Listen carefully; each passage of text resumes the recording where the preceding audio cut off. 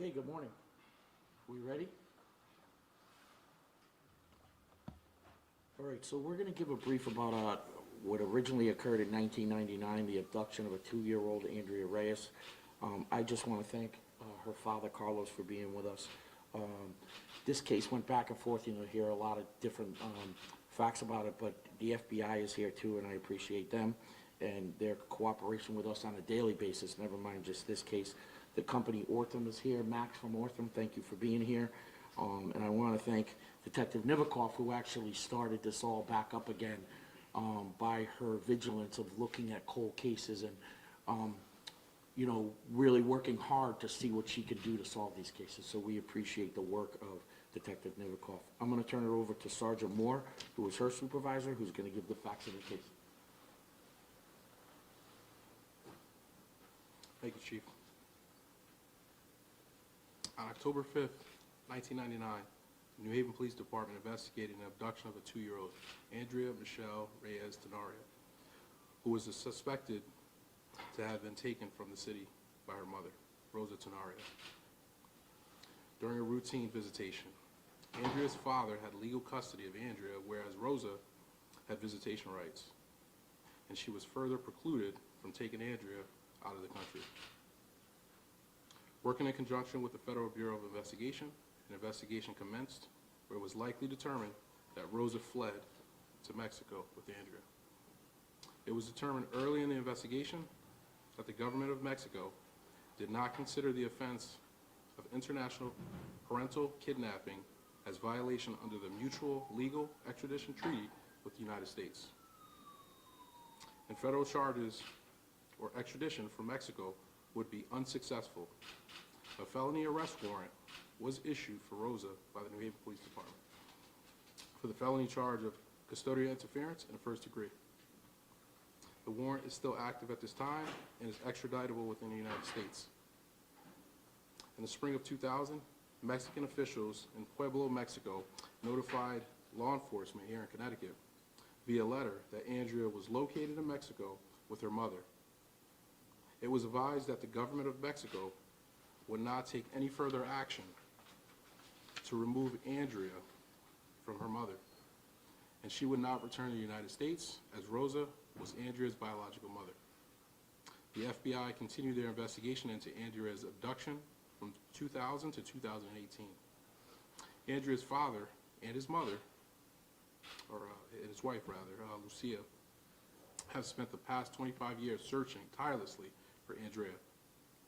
This search led to Andrea's father taking several trips to Mexico himself, where he was unable to locate his daughter. In 2023, Detective Keelan Nivikov, who was assigned to the New Haven Police Department's Missing Person Unit, was reviewing cold cases and began to reinvestigate Andrea's abduction. Using a combination of interviews, search warrants, social media, Detective Nivikov determined that Andrea, now 25 years old, had been taken by Rosa to Mexico and was still residing there. Through Detective Nivikov's investigation, contact was established with Andrea, and in partnership with Ortham, a private lab that specializes in genetic genealogy, who confirmed the relationship between father and daughter, leading to Andrea and her father being in contact for the first time in 25 years. Thank you. Thanks, Sergeant. You know, as a dad, it's hard to even make sense of all this, right? You can only imagine losing your child all of a sudden and spending years and years and years searching, and then to be reconnected with one's daughter when she's 26 years old, which I'm sure these over 2 decades have been unbelievably challenging to you, Carlos. But even now, for your daughter and you to try to rekindle your relationship after so many years and make sense of it all, our hearts go out to you. You never gave up hope, and it's also a message that the New Haven Police Department and our partners at the FBI don't give up hope either. For Detective Nivikov to pick up this case again and see the potential of being able to solve it and track down Carlos's daughter, and then to be here where we are today. Thank you for all the work that you do for our community on top of a normal caseload, picking up some of these old cases as well. It shows that we don't forget, and I hope other families take some hope out of this message as well, because there are other people that are relying on the New Haven Police Department to seek out justice in many other cases. So I'm really grateful for the partnership with the FBI every day, and as the chief said, we work with the FBI on a day-to-day basis on so many different challenges, and we're grateful for your partnership. And I'd add that Carlos is a New Haven Public School teacher as well, teaching at the Obama School, and on top of everything that you have done to seek out and reconnect yourself with your daughter, you do a lot for our community as well and our children in New Haven. Thank you so much, and if you are interested in saying a few words, you're welcome to come up. Yeah, my wife is gonna read something to you.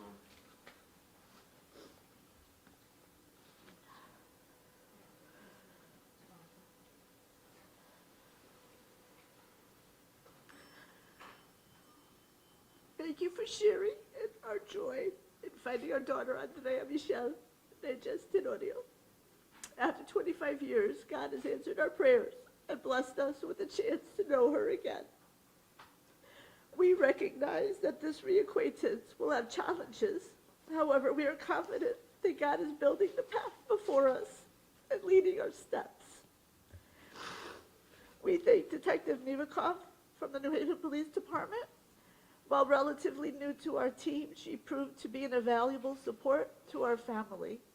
Her obvious interest and care in our case was reassuring and gave us renewed hope that Andrea could be found. A 25-year-old case is daunting, but she willingly added us to her workload and checked in with us regularly. When we contacted Detective Nivikov with information and a possible lead in our case, she listened and worked with us using DNA technology, which led to the moment we were told that we had found Andrea. We thank FBI agent McNamara, who has remained constant over these years. We thank the State Department, which provided guidance with the Hague paperwork and connected us with agencies in Mexico. We wish to thank the National Center for Missing and Exploited Children, who dedicated resources to posters and age progression pictures. They were instrumental in sending these posters all over the United States and even to areas in Mexico. We also thank the Facebook group Missing Persons, a voice for the missing and abducted people, who tirelessly worked to keep Andrea's memory alive in our search for her. Finally, we thank our friends, family, and the members of the New Haven community who have stood by us and supported us on this journey. We are forever grateful. While we have good news, we do not lose sight of those families still waiting for their loved ones to be found, such as Vanessa Morales and Bianca Lebron, and all the others who have been taken from their families. We keep you in our prayers, hoping for the day that you too can be reunited with your loved ones. As we establish new connections and relationships over these next days and months, we ask for your prayers and respect for our privacy. We hope that our good news will one day be your good news. God bless you all. And again, we want to thank the New Haven Police Department for taking the case and reopening. Detective Nivikov has been an angel to all, and also the FBI and Lisa McNamara. I cannot complain the job they have done. Thank you also to the mayor, even if he didn't know much about the case, but I know that they work under his supervision, and it's been great working with the New Haven Department, the FBI, and the National Center for Exploited Children. So hopefully this is not the last time that this kind of setup will happen, because I want more kids to be, fine and reunited with their families. Thank you for everything. I thank you to the media also. Thank you. I'm going to open it up for questions. Thank you so much for your words. We appreciate it. Detective Nivikov, they're not going to ask me a question that I don't know. No, come on. Before I open up for questions, I just want to thank the detective Um, 28 years on this job, and the thing I hear a lot is the police don't care. This detective cared that much more. She didn't have to go through her old cases and pull ones out, and she does that, and other detectives in this building do it every single day. So I applaud her and the other detectives and officers that work for us. They bust their butts, and we appreciate it. I'm gonna open it for questions. Detective, can you talk about how, during your investigation, you really felt like you were getting close to maybe finding this young lady? I'm sorry, I didn't hear the beginning part of your question. Just during your investigation, can you talk about that point where you thought, you were going to make this connection?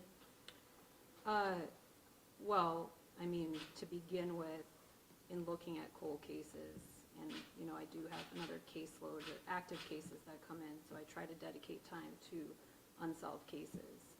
And it appeared this case may have had some solvability to it.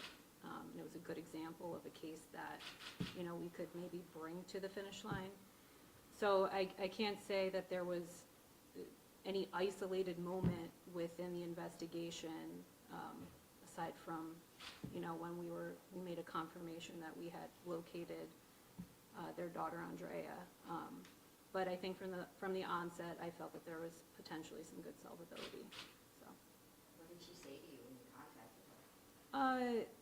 I mean, there was a lot of conversation back and forth. I think her conversation, I'm going to keep confidential and respect her privacy with that. And what was the key evidence that led you to her? Well, there's not just one piece of key evidence. There's a multitude of things in an investigation that bring you to the end point, and that would include search warrants, social media, we took statements, and then ultimately the cherry on top was Othram facilitating DNA testing, which confirmed who Andrea was. What's the status now? You said that there is still a warrant out for Rosa, or what is the current status of her? So essentially, she has a warrant for arrest at this time. If she enters the United States and is taken into custody, she will be extradited. But Mexico, she's believed to be in Mexico right now. Correct. Any personal feelings that you have when, something like this can come to fruition? I'm really pleased with the outcome. At the same time, for us as a police department, this might be closure on our end, but it's certainly not closure on their part. This is really just the beginning of a whole healing process for them. So I am happy that we could have this conclusion for us and bring them some resolve. But this is a whole new, a whole new venture that they're about to go down, so. If the DNA technology did not exist or was not advanced, do you think that this case would have been able to be solved? Or how much longer could that have taken? Well, I think that Othram was instrumental in being able to facilitate this, but the DNA, we would have been able to facilitate DNA, a connection regardless. There were some roadblocks that we met initially in terms of federal agencies being able to facilitate that, so Othram was instrumental, but DNA would have been a factor regardless. Question for the Reyes. What's the... What went through your head when you were told that they had found your daughter, and to the extent that you're willing to share, what did you say to her? Can you tell us anything about what she said to you? And do you mind stepping up to the mic? Thank you. It was a moment of joy, Hang on. but with the understanding that the process is not over. This thing continue like Detective Nivakov says. We have some sense of happiness, but the chapter is not closed yet. There's a lot of steps that we have to take from now on. I know that from the question I know that from now on, even if the case is closed on their part, I know that we can count with the help, and that we can count with the FBI, with the New York Police Department for whatever we need. And I know that they're part of the family, so, and like the detective said, they really work hard in this case, and they're really working hard. And even, I know some people don't believe in them, but you have to keep the faith. They're doing their best. It's just a small group among, a lot, so they're really working hard on doing, their best to solve every case possible. Have you seen your daughter? No. Or do you plan to? We are planning something, but everything depends, Detective Nivakos is working on that. The National Center for Missing,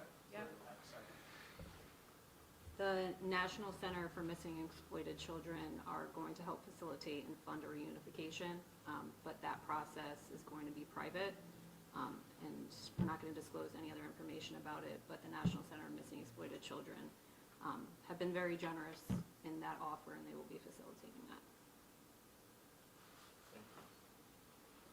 Have you been able to talk to her on the phone? We have one conversation on the phone, and the rest of the conversation have been through Messenger. And she's an adult now, right? Yes. What's your name, sir? We didn't catch your whole name. Say it again? Your whole name is, My name is Carlos A. Reyes Courtier. and your wife's name is, Lucia. how do you spell the last name? Lucia. Okay. I'm trying to keep her just for, the protection of our kids. Okay, any other questions? Thank you. Thanks, everybody. Thank you.